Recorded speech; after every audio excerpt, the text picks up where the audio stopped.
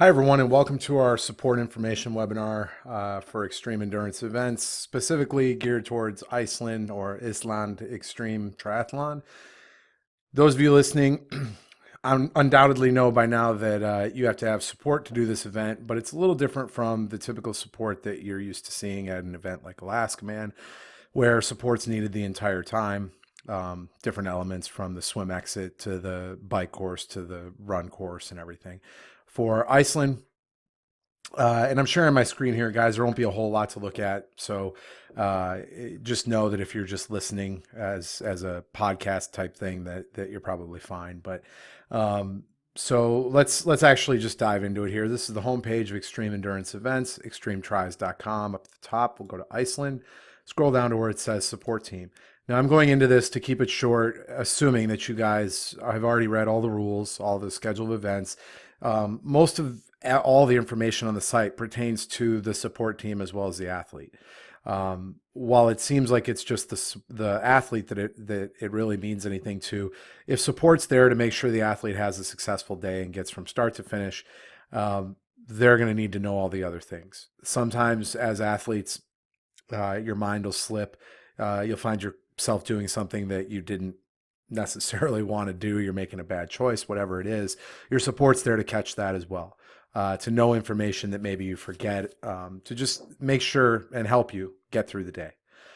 So, assuming that you guys have both the support team and the athlete have looked through the entire site as far as the drop downs for Iceland and just know everything about that, I am just going to dedicate this time to going over this support page only. If you have any questions on mandatory gear or the courses or anything like that, be sure to come back to this page and to look at our YouTube channel. All the information is on there. I've done webinars and all that stuff so far. So, support requirements for Iceland. Do you need support on the swim? No. None of the events you need support on the swim. We will have kayaks out there along the way. We'll talk about sighting. I've already talked about that actually in the course description and some of the mandatory gear. But really, support plays a little bit of a different role in Iceland than the traditional triathlon or even extreme triathlon. To my best knowledge, we have the only event in Iceland where the athlete is not allowed, as of now at least, to go to T1 in the morning. So that means that setup of the athlete's transition from swim to bike is done specifically and only by their support team. Whether that's one support or you have two or three on your team is irrelevant. But that morning, and again, this is as of now, being first year, we may make some changes when we get there, a couple weeks before the event. But our plan is to have you guys drop your athlete off, and you guys, I'm meaning the support. The support team and the athlete in the morning is in the same car, I'm assuming, or they should be. Drop the athlete off at the swim start. So the athlete gets out of the car. They've got, maybe a water bottle, maybe a couple things. They will probably be there about an hour before the start, or maybe a little more. So just make sure that in that it's different in a little way. We're going to have some gear check, and by gear check, I mean we're going to have a big tub you can put a bag in, and then we'll have that tub at the end and the next day, and you can pull out your stuff and reclaim it. Nothing too spectacular there. But you can bring a little bit more with you. For Alaska, we just tell you, hey, all you're bringing is a water bottle and some flip-flops or sandals that we're going to donate afterwards. But in Iceland, you can bring some more substantial stuff. I still would recommend that you do not bring a lot of stuff or anything big or anything super expensive. Mostly things that, in a really bad case scenario, if you didn't get back, you wouldn't be super upset, but you'd like to get it back. That's fine. We'll take care of it, and we're going to trust that you guys don't dig through that and take stuff that's not yours at the end. We may ask you to verify because the stuff that's in that gear drop will have a number on it. We'll try to make sure we figure that out. We'll give you an extra number for a bag if you're bringing that. But in any event, you get out of the car, the athlete's got their wetsuit or they've got their stuff with them to change into the wetsuit, and support's got all the stuff for T1.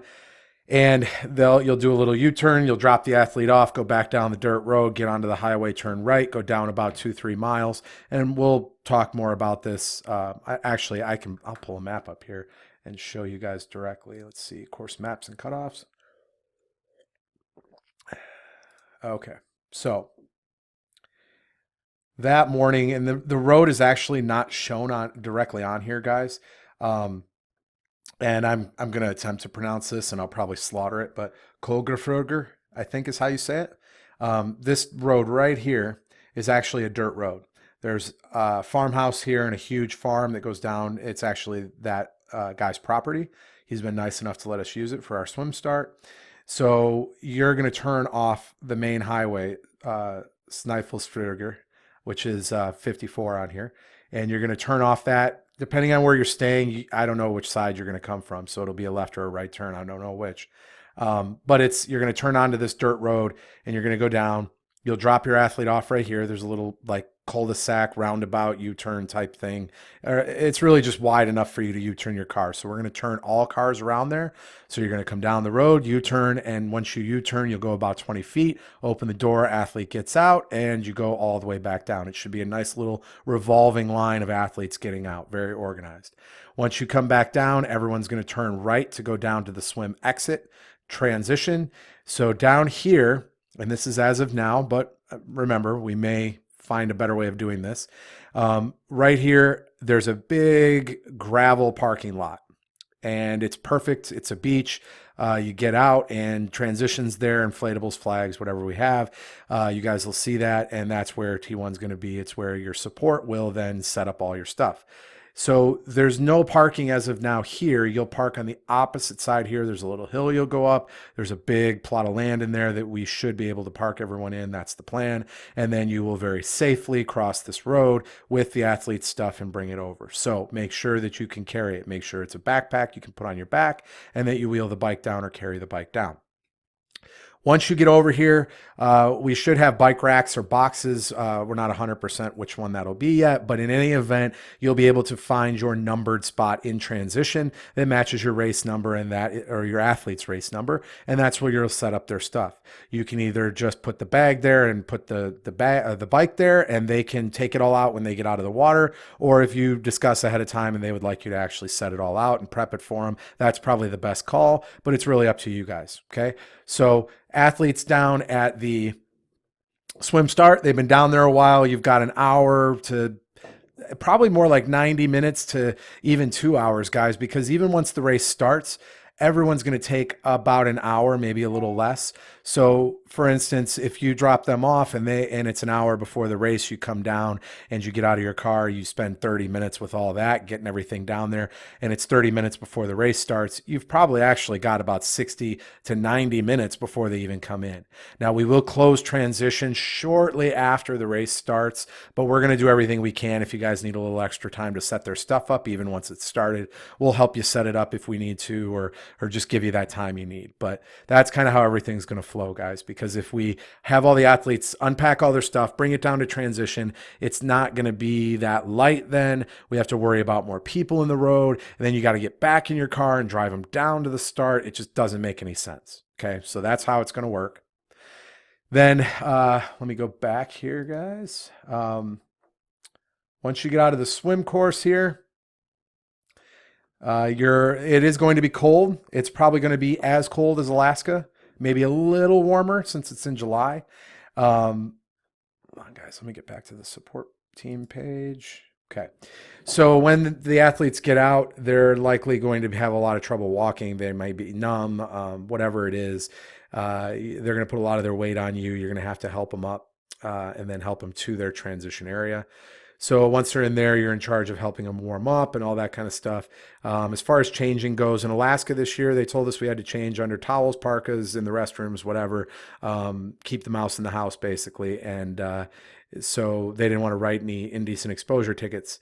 I don't think that's a problem in Iceland. Every X-Tri I've done overseas, they don't give a crap what you're doing. Okay, no one's there to watch you or check you out as you change and your bare ass is showing. So unless I hear anything from our Icelandic crew about that, you can change however you'd like. Just be modest, make it happen quick. We're not going to put up changing tents and all that kind of stuff. The restrooms we have likely there will be available for you to change in. If you're very modest and you don't want to do that, you're worried about it, swim parkas by Speedo or or tier usually come down to about your knees. So you could get those and change under that. It actually isn't a bad plan because it keeps you warm too. That was the main reason that I did it in Norway and in Scotland, is that I got out of that water and I was freezing, and it just helped as I was taking clothes off to have something very warm on like that. So that's a recommendation I have, or even a towel, something like that if you want. All right. So as I go down this list, do athletes need support on the bike? Yes, absolutely. They need support on the bike. This bike could potentially, although it's only got about just over 4,000 feet of climbing and in meters, what is that, like 1,200, 1,300 meters? But in any event, even though it doesn't have a lot compared to a lot of other extreme triathlons out there, what's going to be killer on this, if it happens, is the wind. We were there last year, and I will tell you that the car got blown off the side of a gravel road. Now, granted, we were in a small car, but your bike is going to be a lot smaller than a vehicle. We also were on top of the mountain where the run is, and I was in the back seat, and I was laid down with my feet against the door, and I could barely push it open. That's how strong the wind was up there. When I got out, had I not had the strap of my camera around my neck, it would have blown it off my head. My glasses, hat, everything were long gone. Now, that was a very, very, very windy day. That wasn't necessarily the norm. But no, the higher you get on the run, the windier it's going to be. On the climbs and descents, it's definitely going to be windy on the bike. And then if it's a windy day in general, you're going to have some trouble out there. Discs are absolutely not allowed at this race on your bike as an athlete. Do not bring a disc. I would say that remember that the front wheel is going to be more of the problem as far as the winds, the crosswinds. I would say no more than like a 202 up front if it were me, and in the back like a 404. And now I'm talking about zip wheel depth, but maybe like a 20-30 in the front, and like anywhere from a 40 to 80 in the back kind of deal.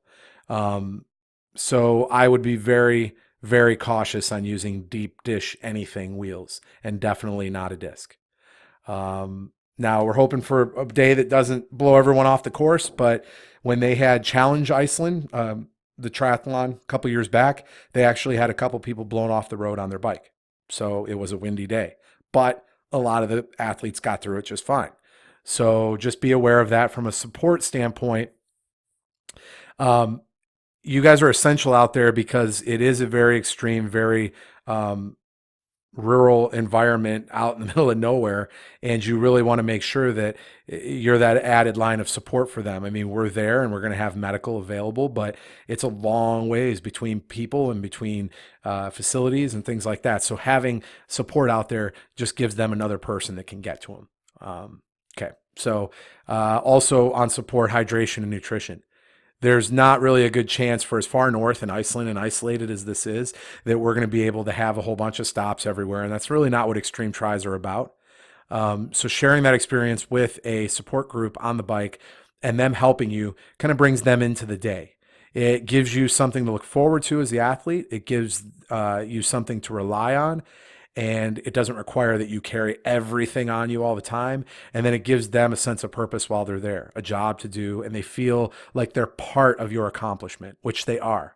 And that's great. And that builds great memories for everyone involved. So we'll get into the bike just a little bit more in a minute. On the run, you do not have to have support. That's where this is varies a little bit from a lot of the X tries out there.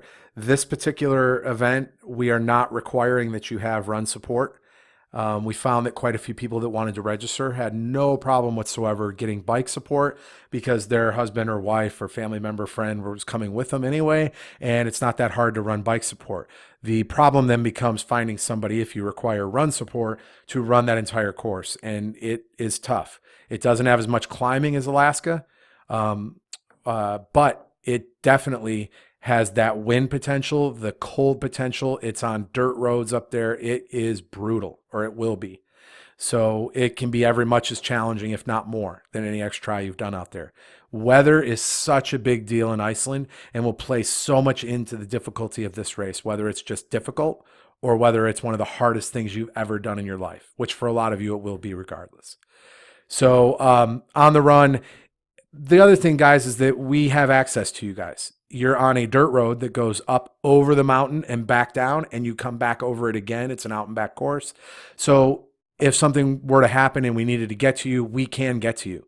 There doesn't have to necessarily be a support runner right next to you at that time. You are going to have a phone on you, and the reception, from what we could tell, was there for a good chunk of the run. So we can patrol the course easily. We can get to people. So it's not as big a deal to have support out there, support runners at least. If you're still thinking about signing up and you're just kind of going along, getting all this information with us, you can absolutely still sign up. We have plenty of space open in all 3 of our events. There's no hydration or nutrition that we offer on the bike. Our medical team will have some stuff. We'll have some stuff in the car, but that's for emergencies. If we know you need something, it's not so that we can outfit everybody on the bike course 2 or 3 times with aid stations and all that. That is the responsibility of your support. You have support too because they make good mules, whether it's in the car and you're loading them up, or whether you do take someone on the run and they take twice as much stuff as they need so that you don't run out. They're great to just pack it on. And again, like I mentioned, the more people out there that can share in this experience with you, especially loved ones, the better it's going to be for you and for them. And also, at the end of the day, a lot of the support that's out there goes through the day, and they're, I think, a little jealous at the end that that's not them, and that they start to think, wow, I could do this. If my athlete can do this, which I'm happy for them, I can do it too, and maybe they can be my support next time. So a lot of our finishers from year to year were the previous year's support, which is really cool for us to see them come back. So support responsibilities include driving the athlete wherever they need to be, carrying athlete bags, getting stuff for the athlete, going to packet pickup with the athlete, which is mandatory, going to the pre-race briefing with the athlete, which is also mandatory, helping the athlete in transition before the race starts, which in this race doesn't apply. That shouldn't be in there because the athlete will not be in transition before the race starts.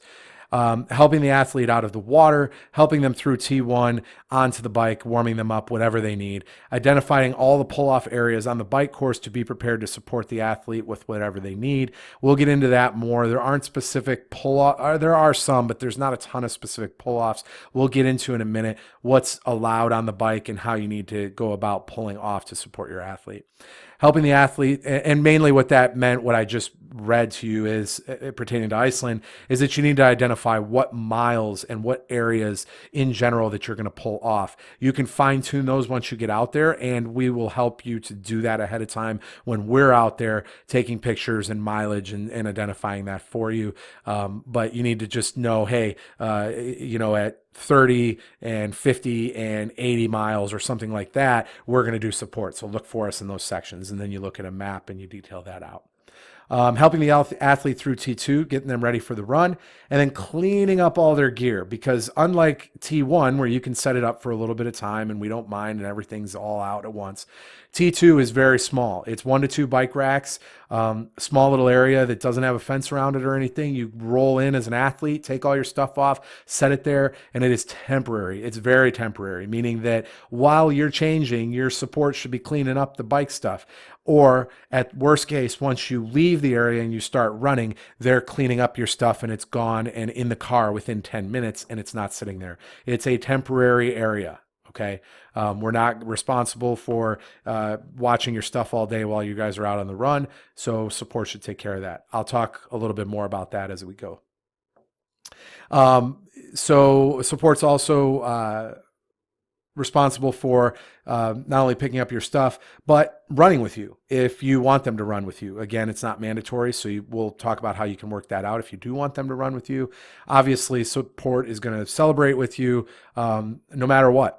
And I say that because last year and the year before, I've witnessed kind of teams and support fall apart because the athlete's really struggling and potentially doesn't make it. Some haven't made it, and support is there for them but doesn't really know what to say. You don't really need to say a whole lot. The athlete knows how they're feeling. There's not a lot support can say to make them feel better in a bad situation like that. But that's where the other side of this that's rarely talked about comes in. Support is there so that they're not alone. Even if you're just there while they're going through that really crappy time of not being able to finish for whatever reason, just having someone there helps.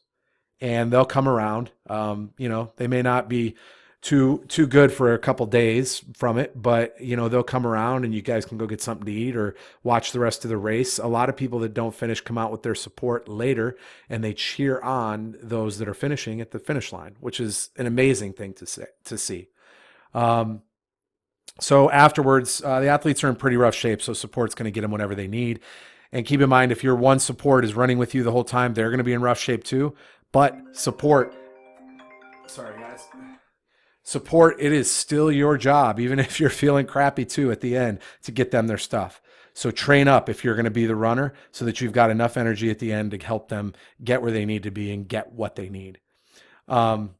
You also need to be aware that if you're supporting, you're running with them, or even if or even support on the bike, keeping track of time. We have cutoffs, guys. They're not always going to be aware of what's going on out there. They should be, but this is extremely difficult. And so your mind wanders and you're not always locked in like you should and doing the math and looking at your watch. So a huge thing for support is if your athlete is one of those that's falling really far to the back and you're worried about them not making cutoffs, then encourage them. And you can encourage them and still tell them they're close to being cut off.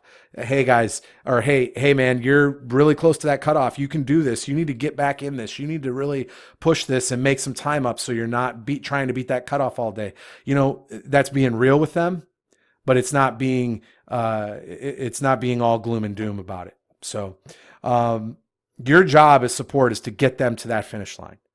No matter what, get them to that finish line. And of course, trying to have fun while you're out there taking care of business. So some of the rules for support: English is required. At least one person on the team must speak English.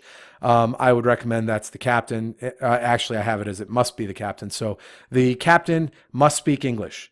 If you have more than one person, the captain makes sense. If there's only one person, then that person is the one that speaks English and is the captain by default. Other support members, you can have a couple more if you want, but they must be registered and sign all the waivers. So the forms and waivers will be available at Packet Pickup. They kind of sign them anyway. Or no, actually, I'm sorry. You guys put the support in. It changed from what we did the past years. But yeah, when they come, they'll have physical support paperwork that they need to sign off on. It's waivers and releases and stuff like that. If the athlete withdraws, they need to call the number that I have listed there. And that may change because that's a US number that I have listed. That's my phone number. And we may give an actual Icelandic phone number of one of our crew members that lives there. So we'll let you know on that. So support team car and windshield stickers are mandatory. We'll give you those at Packet Pickup. There'll be a small sticker that'll go on your front windshield and a big sticker that goes on the back. That is meant for us to identify which vehicle or which athlete that vehicle belongs to as far as the support vehicle. It'll have your number on it, and the back sticker also serves as a warning to cars that are out there on the course that may not be associated with the race, and it'll say something to the effect of race in progress. Please use caution, slow down. One of those things in there to alert them that there are people on the road. And it does really help because we have anywhere from 50 to 100 to 200 cars out there depending on the race. And it's like just this moving sign brigade going up the highways. So it's great. You'll get a support shirt. That support shirt, I would say if you have more than one person on your team, support team, that needs to be whatever size the biggest person is on your team so it fits everyone, even if it's very big to the smallest person, because it may be changed throughout the day from person to person. Anyone that is a registered support team member can wear the shirt. The shirt is how you get into T1, the swim exit, and then back into T1 to help your athlete through. It's how you get into T2, and we may have some areas at the finish line and post-race and things like that it'll get you into. Now, we will give you a wristband. The wristband really is only for, and I may have something different on the website, but given that support is not mandatory on the run, the shirt does not have to be worn if you do have support on the run. They don't have to wear that cotton shirt on the run. So how would we identify them? The wristband. If you have more than one support runner on the run, one of them has to have the wristband. The others just have to be registered. It is what it is at that point. But the wristband is really just if that person on your support team is going to be your support runner. Otherwise, the shirt will do the trick for all the other non-running things that the support has to do. Bike support's only allowed between 20 to 100 miles. So, and that's 32K to 161K. Remember, this course is longer than a normal Iron type distance race. That is usually, 112 miles. This is 121 miles. So you have quite a bit more mileage and it's not a ton, but when you tack on that extra 9 miles at the end, it is everything. It seems like forever. I know when I did Keltman, it had extra mileage on the end, and overall it didn't seem too bad, but I definitely realized when I got to 112 miles, I was like, I would normally be done right now. So keep that in mind. Anything before 20 miles or 32K, you cannot get support. There's no reason to have it. It's 20 miles or 32K into the event. If you can't carry enough with you out of T1 to make it 22 or 20 miles or 32K, then that's an issue. You're going to have a lot of other problems during the day. At the end, if you can't carry enough for the remaining 21 miles, or I guess, what is that? That's 35K or so. If you can't carry enough for that remaining 35K at the end, then that's another problem. Okay. So we're trying to eliminate everyone being spread out so much and people being at the end or in the beginning, because one, we need you to get out of the swim area and get onto the course. And then two, at the end, we don't need you to support them a mile from the finish of the bike. We need you to get your butt over to T2 so you can actually help them. So that's part of that as well. Be in that range when you support them. Car rules: 1 car per team. It has to have the stickers on it. Everyone inside that car has to be a registered support member. If it happens to be a kid or let's say you're the athlete, your son or daughter's in there, I would still like to know who's in the car. But let's say it's 2 registered support members. That's kind of a different story. What I'm talking about with that is if you have 2 registered support and like 2 or 3 other adults in the car and everyone's helping you, that's not really what I want. I need to know what support's in the car, how much support you have on your team, and that there is only 1 support car. If your non-support members are in another car, I can't stop them from pulling off on the course and cheering you on. But if that non-support car with non-support people in it is helping you as support when they shouldn't be, that is a disqualification. So keep that in mind, okay? They can be offered support as support. You can pull off the road and you can offer them support in 2 ways. One, the athlete can just pull off wherever you are, stop next to you and get support, meaning they can get, they can change some clothes or they can get hydration, nutrition. My wife is a massage therapist, luckily. And so she would, rub my back or adjust me a little bit as I progressed on the 2 other courses. So if it's stuff like that, then pull off the road, take a minute. Make sure you get topped off for sure with your water and your nutrition, and then get back on. Now, if it's a roll through and you want to just keep going, but you need to swap bottles, you're half empty, you want to make sure you're topped off, then just do that. Find out a way to identify that with your support team and just do that. Just roll right through. But support needs to be as far off the road, even in the dirt, as possible, off that shoulder. Run alongside you for 10 feet or so, 15 feet, whatever, so that you don't drop the bottle. Pick up whatever bottle you throw into they throw into the ditch, and be on your way. You're not playing in the road. You're not crossing the road. No one's parking on the other side of the road and crossing. You're always parking on the side of the road that the course is going. So it's always to the right as you're driving. Okay. If you need to turn around, do a U-turn, go against traffic, go back in your car, and then get behind your athlete because your athlete has stopped and they have an emergency for some reason, whether it's medical or a mechanical, and you need to help them, that's one thing.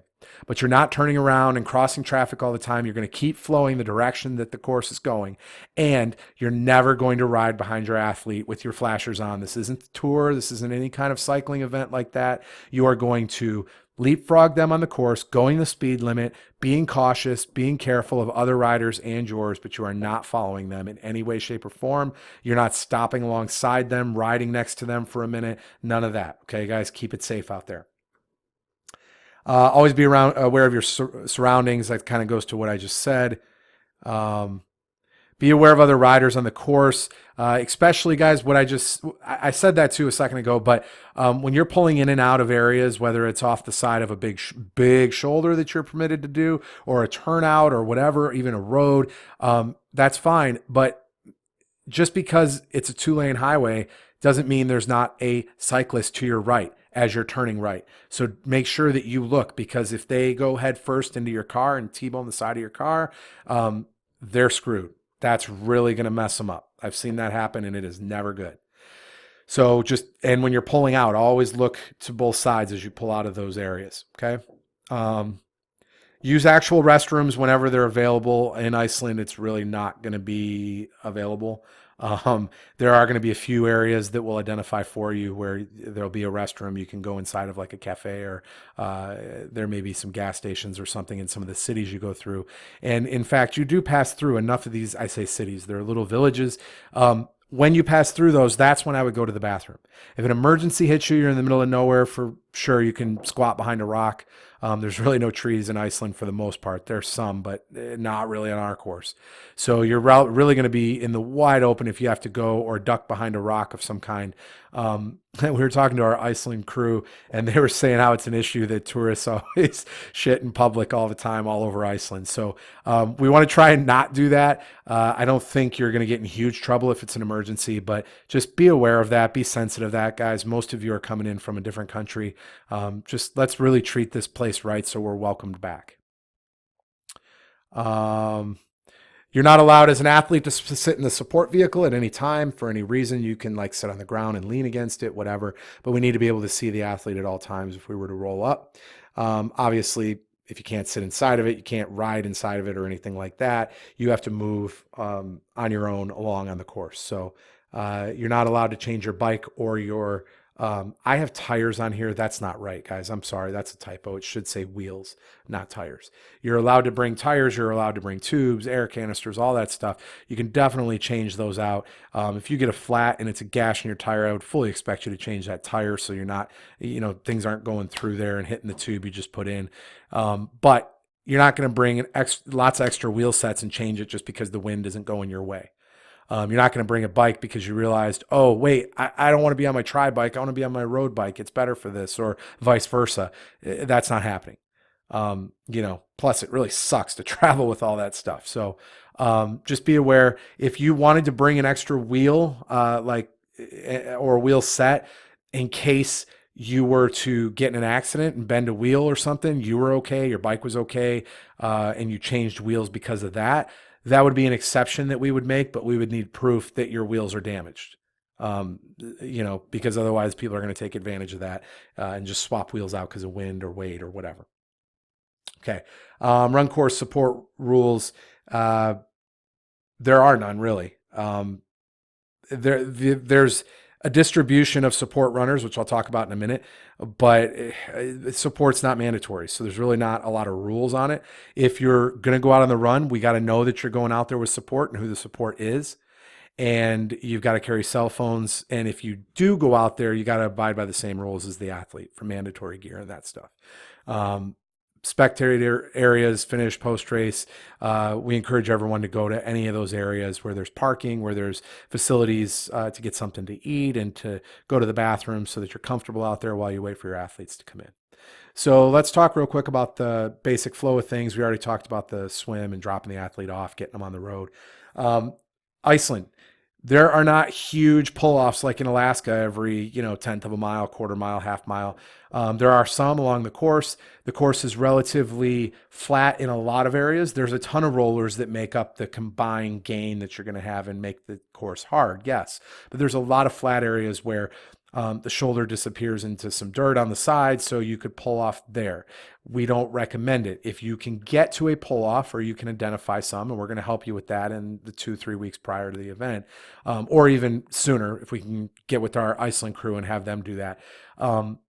But pulling off where there's not really a big dirt shoulder and a lot of room to do it, I mean a lot of room, like parking all the way off the road safely, that is not something that we're going to really want you guys to do. If it's an emergency, that's one thing, but parking your car on the shoulder in Iceland is not really permitted. And on top of that, you're blocking the shoulder the athletes are riding in. So just be aware of that, guys. We'll have a little more detail on that as we go forward. We know it's a little vague now. It is a first-year event, but we know that's something we got to take care of and just tell you guys what is absolutely acceptable as far as pulling off the road and where those areas would be, how many of them there are, that kind of stuff. Okay.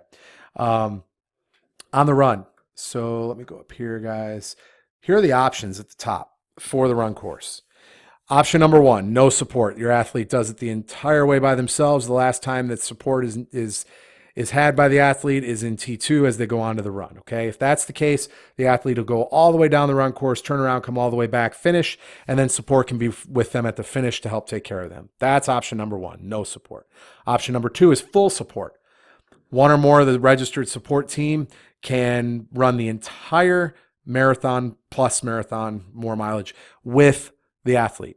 If you're doing this option, there is no, you're doing the whole thing.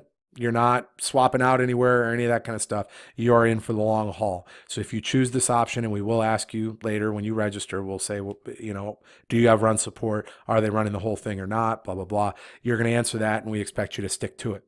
Option three is full support, but different support each way. So you start with someone for the first half, you run with them to the U-turn, then you run with a different person the entire way back. So that is full support, but instead of with one, it's with two. It's a relay for support at the halfway point. If that happens, you are responsible, you meaning support, whoever stops after the first run has got to drive the car back from where support two is parked to meet and swap to run back. So support two would then give the keys to support one as they finish that part of the run. Support run one would drive the car back to the finish and wait for support two and the athlete to come back. Option number four is half support. So half support would mean that either one support person starts and then only runs the first half and the athlete runs the second by themselves. Or the other side of it is that the athlete runs the first half by themselves and support runs the second half with them to the finish. Both of these scenarios require a car. So if you run the first half and not the second, you have to get back somehow. We're not picking you up, and it's a long ways to run back around the peninsula because you literally are splitting the peninsula in half with the first half of the run. And if you run the second half, you have to get out there in order to run in. So that would lead you to think that you would need to be dropped off or picked up by someone else. You're not leaving a car out there and going to get it later because the U-turn point is a tourist destination. It's a waterfall area, a cave area, and we're going to have limited parking there anyway. I do not want a car there while it's unattended taking it up for hours on end. Okay, guys? So those are your support options for Iceland. I know it's a little confusing, but we wanted to give everyone the opportunity to compete in this event, and it's helped. We've gotten quite a few registrations since we opened that up.